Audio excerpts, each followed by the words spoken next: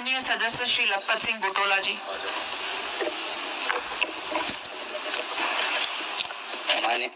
माननीय अध्यक्षा जी, उत्तराखंड में बढ़ती से उतरती शिक्षा व्यवस्था जैसे महत्वपूर्ण विषय पर सूचना को नियम 58 के अंतर्गत कार्याता पर सुनने हेतु स्वीकार कर इस विषय पर मुझे विचार रखने का अवसर देने की कृपा करके मैं आपका धन्यवाद देना चाहता हूँ। माननीय अध्यक्ष जी, मैं सदन का नवनिर्वाचित सदस्य हूँ। मैं पहली बार उत्तराखंड की विधानसभा हेतु चुना गया हूँ, इसलिए यह मेरी मेडिन स्पीच यानी पहला संबोधन है। मुझे आशा है कि यदि मेरे द्वारा अज्ञातवश संसदीय परंपराओं की अवहेलना होती है तो मैं उम्मीद करता हूं कि माननीय सदस्य मुझे माफ करेंगे। माननीय अध्यक्षा जी, राज्य में प्राथमिक शिक्षा के अंतर्गत चल रहे इंटरमीडिएट कॉलेजों और हाई स्कूलों के हाल खराब है। उत्तराखंड में इंटरमीडिएट कॉलेजों हेतु प्राचार्यों के स्वीकृत 1385 पदों में से 1101 पद रिक्त हैं। यही हाल हाई स्कूलों के हैं। राज्य के हाई स्कूलों में हेड मास्टर यानी प्रधानाध्यापक की 910 पद स्वीकृत है, जिसमें से 788 पद रिक्त हैं। यानी प्रदेश के कुल 2295 माध्यमिक विद्यालयों में लगभग 1889 पद खाली हैं। केवल 406 स्कूलों में हेड मास्टर या प्रधानाचार्य हैं। इस संख्या से ही विद्यालयों की हालत समझे जा सकते हैं। जिस संस्था के मुखिया ना हो या जिस संस्था का काम चलाओ मुखिया हो, उस संस्था के हाल हम समझ सकते हैं। प्रधानाचार्यों के खाली पदों को भरने की प्रक्रिया से भी अध्यापकों में एक वर्ग में भारी रोष है। कुछ समय पहले ये सभी पद प्रमोशन के माध्यम से भरे जाते थे। यानी हाई स्कूल के हेड मास्टर के कुल पदों में से 45% लेक्चरर से और 55% आईटी के सहायक अध्यापकों के प्रमोशन के द्वारा भरे जाते थे। इसके बाद न्यूनतम 5 साल की सेवा पूरी करने के बाद हाई स्कूलों के हेड मास्टरों में वरिष्ठता के आधार पर पदोन्नति होती थी और इंटरमीडिएट के प्रधानाचार्य बनते थे। लेकिन 2022 में सरकार इंटरमीडिएट के प्रधानाचार्यों के 50% पदों पे सीधी विभागीय भर्ती ला करके भर्ती परीक्षा नियमावली 2022 लाई, जिसमें विवाद की स्थिति पैदा हो गई है। प्रधानाचार्य पद में पदोन्नति 692 पदों का अध्याचन लोक सेवा आयोग को भेजा गया है। शर्तें ऐसी रखी गई हैं, कुछ ही शिक्षक फॉर्म भरने की अहर्ताएं पूरा कर पा रहे हैं। इस बात से भी शिक्षकों में भारी आक्रोश है। माननीय अध्यक्ष जी, नई नियमावली में सहायक अध्यापक आईटी में कार्यरत शिक्षकों को इस भर्ती से बाहर रखा गया है। वे इन पदों हेतु आवेदन नहीं कर सकते हैं, जबकि पूर्व नियमावली के अनुसार प्रधानाध्यापकों के 55% पदों पे आईटी संवर्ग का कोटा था। फिर यही प्रधानाध्यापक प्रधानाचार्य के पदों पर पदोन्नति पाते थे। नई नियमावली में सहायक अध्यापक आईटी अध्यापकों को आवेदन करने से अयोग्य घोषित कर इस पदोन्नति के अधिकार से वंचित किया गया है या किया गया था। नियमावली की विसंगतियां देखिए। जो सहायक अध्यापक आईटी में गणित, अंग्रेजी, वाणिज्य या अन्य वानिकी के विषयों में नियुक्त होता है, वर्तमान परिस्थितियों में उसकी पदोन्नति लगभग 25 वर्ष बाद प्रवक्ता के पद पे हो पाती है। नियमावली के अनुसार प्रधानाचार्य के पद के लिए 10 साल की लेक्चरर की सेवा पूरी होनी चाहिए, अधिकतम वर्ष 50 होनी चाहिए। यदि कोई युवा 22 साल की उम्र में भी इन विषयों में आईटी सहायक अध्यापक बनता है तो वह लेक्चरर 47 साल में बनता है, और उसके बाद 10 साल लेक्चरर में रहने के बाद उसकी उम्र लगभग 57 साल हो जाती है। उस उम्र में वह प्रधानाचार्य के पद के लिए योग्य नहीं रह पाता।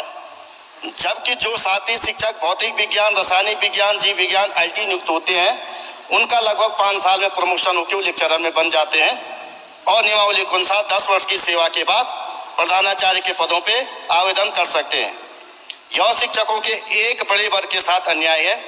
इस नियमावली में उन अध्यापकों के साथ भी अन्याय हो रहा है जिनके विषयों में प्रवक्ता के पद सृजित है ही नहीं। नई नियमावली के अनुसार उन विषयों के शिक्षक कभी प्रधानाचार्य पदों पे विभाग भर्ती के लिए आवेदन नहीं कर सकते हैं। यही हाल हाई स्कूल के प्रधानाध्यापक यानी हेड मास्टरों का भी है।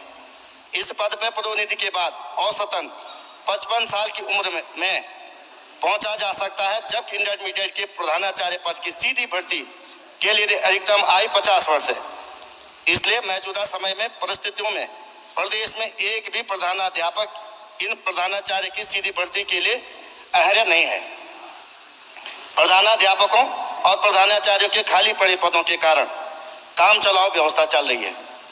प्रदेश में प्रवक्ताओं के लगभग 3107 पद रिक्त हैं, जबकि आईटी से प्रवक्ता पदों पे पदोन्नति नहीं हो पा रही। इस कारण भी शिक्षकों में भारी आक्रोश है। पर्वतीय क्षेत्र में शिक्षकों में भारी कमी है। इस कमी को पदोन्नति से पूरा किया जा सकता है। शिक्षा विभाग ने क्लस्टर विद्यालय की योजना भी चलाई है। इस योजना में निकट की कम छात्र संख्या वाले विद्यालयों को अधिक संख्या वाले विद्यालयों में मर्ज करना है। विद्यालयों को मर्ज करने के बाद 30 साल या 35 साल की सेवा पूरी करने के बाद भी अध्यापकों के लिए पदोन्नति के अवसर न के बराबर रह पाएंगे। इसलिए सरकार को इस पर भी पुनर्विचार करना चाहिए। माननीय अध्यक्ष जी, 6 अगस्त 2010 को उत्तराखंड बनने के बाद पहली बार पदोन्नति की गई, जिसकी मौलिक पदोन्नति लोक सेवा आयोग की अनुमति लेकर 6 अगस्त 2010 को की गई, परंतु इसमें कई प्रकार की विसंगतियां रही। शिक्षकों द्वारा लगभग 400 प्रत्यावेदन उन कमियों को दूर करने के लिए विभाग को दिया गया, परंतु विभाग ने इस पर किसी प्रकार का निस्तारण नहीं किया। इसलिए 2012 में शिक्षक हाईकोर्ट नैनीताल चले गए और 2012 से लेकर अब तक केस चल रहा है। इन कारण अध्यापक के पदों पर पदोन्नति अब तक नहीं हो पा रही है। पहले ये पदोन्नतियां निरंतर होती तो विभाग में भी निरंतरता बनी रहती थी। इस प्रकार सहायक अध्यापकों के से प्रवक्ता पदों पर पदोन्नति के लिए मार्च 2022 में ट्रिब्यूनल ने एक आदेश जारी किया, जिसमें यह कहा गया कि 3 माह के भीतर वरिष्ठता तय कर लें, इसके बाद पदोन्नति होंगे। निर्णय के 1.5 वर्ष बाद भी ट्रिब्यूनल के आदेश पे किसी प्रकार का सरकार ने निर्णय नहीं लिया और उसके बाद 1.5 वर्ष बाद ट्रिब्यूनल के आदेश के फैसले के विरुद्ध उच्च न्यायालय में अपील की गई, जिससे इस संवर्ग में भी पदोन्नति बाधित हो गई है। माननीय अध्यक्ष जी, इसके अलावा भी शिक्षा विभाग में संबंधित अनेकों मामले न्यायालय में विचाराधीन है। विभाग उनमें पैरवी नहीं कर रहा है। माननीय अध्यक्ष जी, कारण कुछ भी हो, शिक्षा किसी भी सभ्य समाज के लिए सबसे जरूरी है। बिना शिक्षकों के, बिना प्रधानाध्यापकों के, बिना प्रधानाचार्यों के प्रदेश की शिक्षा की हालत नहीं सुधर सकती है। माननीय अध्यक्ष जी, नियम 58 के तहत ग्राह्यता के लिए चुना जा रहा यह विषय व्यापक महत्व का है, महत्वपूर्ण और अवमूल्य है। इसलिए मेरा निवेदन है कि सदन समस्त कार्रवाई रोक करके इस विषय पे चर्चा कराए, ताकि माननीय सदस्य इस पे भाग ले पाए। दूसरी बात, मैं एक बात और कहना चाह रहा हूँ कि माननीय शिक्षा मंत्री द्वारा बहुत सारे सराहनीय कदम भी उठाए गए, लेकिन उसके बावजूद भी मैं आपसे कह सकता हूँ कि असिद्ध शिक्षक जो लगभग 4200 है, उनकी जो मांगे हैं, उन मांगों को लेकर के मुख्यतः उनका जो मांग है कि उनका पद रिक्त माना जाए। तो रिक्त न मानने की वजह से जो विभाग जहाँ पे वो जाते हैं वहाँ पे उनकी निरंतरता बनी रही। मुझे लगता है कि इस पे सरकार को फैसला लेना चाहिए। एक दूसरा ये है कि कई स्कूलें ऐसी हैं, मैं अपनी विधानसभा की बात करूँ माननीय अध्यक्षा जी, तो मेरी विधानसभा की दूरी लगभग 250 किलोमीटर है। जितने देहरादून से आपको यहाँ आने में समय लगता है, उतनी केवल मेरे घर से लेकर और पार्वती कुंड तक जाने में उतना समय लगता है। तो मेरी विधानसभा बहुत निकट है और ऐसे में कई स्कूलें ऐसे मान्य हैं शिक्षा मंत्री जी कि जहाँ पे स्कूलों की हालत खराब है। उसमें जूनियर हाई स्कूल बिरसन है, जिसकी बिल्डिंग कई वर्षों से टूटी हुई है, कई बार हमने कहा भी है, लेकिन उसका संज्ञान नहीं लिया गया है। राजकीय इंटर कॉलेज चौंडी हो, चाहे राजकीय इंटर कॉलेज उड़मांडा हो, उनकी बिल्डिंगों की हालत भी बहुत खराब है।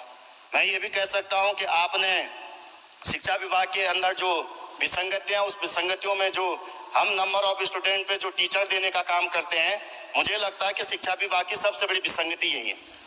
इसलिए विसंगतियां हो जाती है कि जो प्राइमरी स्कूलें होती हैं उसमें 1 से लेकर 5 तक जो कक्षाएं होती हैं, और वहीं से उस पर अगर 20 भी बच्चे हैं और उस पर अगर हम एक ही टीचर देते हैं तो वो टीचर 5 क्लासों को नहीं पढ़ा सकता एक समय में।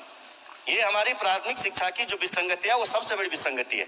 इस विसंगति को निश्चित रूप से हमें दूर करना चाहे, उसको सरकार को, मेरा व्यक्तिगत सुझाव है कि सरकार को ऐसा करना चाहे कि जो हमारी प्री प्राइमरी के जो बच्चे होते हैं उनके बेसिक स्तर को सुधारने के लिए वहाँ पे ग्रामीण स्तर पे कुछ लोगों को इस तरह का रोजगार देना चाहे कि ताकि जो नंबर ऑफ स्टूडेंट पे जो आप टीचर देते हैं वो विसंगतियां दूर हो पाई। दूसरा मैं ये चाहता हूं कि इस पर व्यापक चर्चा की जाए। बहुत बहुत धन्यवाद।